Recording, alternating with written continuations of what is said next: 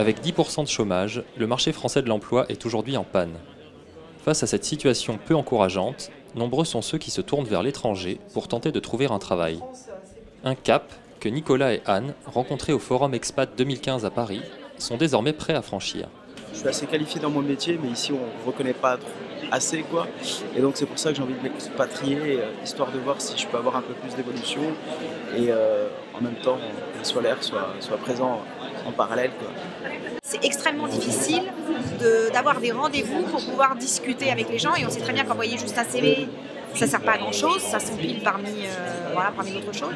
Donc c'est vrai que l'accès, même quand on a un réseau, c'est pas forcément facile. Aujourd'hui, 1 700 000 Français vivent hors des frontières nationales. Un chiffre qui augmente chaque année de 2 à 3%. Et si la Suisse et les États-Unis restent des destinations phares, l'Europe accueille tout de même la moitié des expatriés français, avec un engouement récent pour l'Allemagne.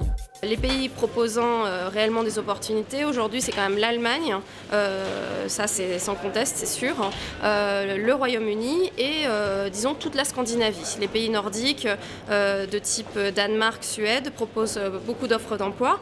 Après, si l'on compare avec les destinations souhaitées par les candidats, ce serait plus le Royaume-Uni, les pays du sud de l'Europe qui proposent moins d'offres d'emploi, ou plutôt sur des secteurs spécialisés comme le tourisme, où là il y a encore des opportunités malgré la crise.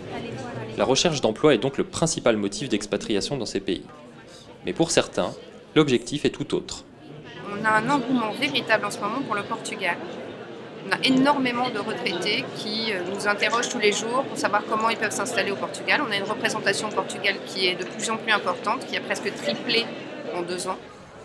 80% des Français installés au Portugal sont en effet retraités. La plupart sont attirés par la proximité, le coût de la vie, le climat, mais aussi la fiscalité plus accommodante. Mais beaucoup sont peut-être aussi d'anciens Portugais devenus Français et qui veulent revenir dans leur pays d'origine. Tout comme de nombreux Espagnols et Italiens, avec lesquels ils représentent les plus importantes communautés européennes immigrées en France.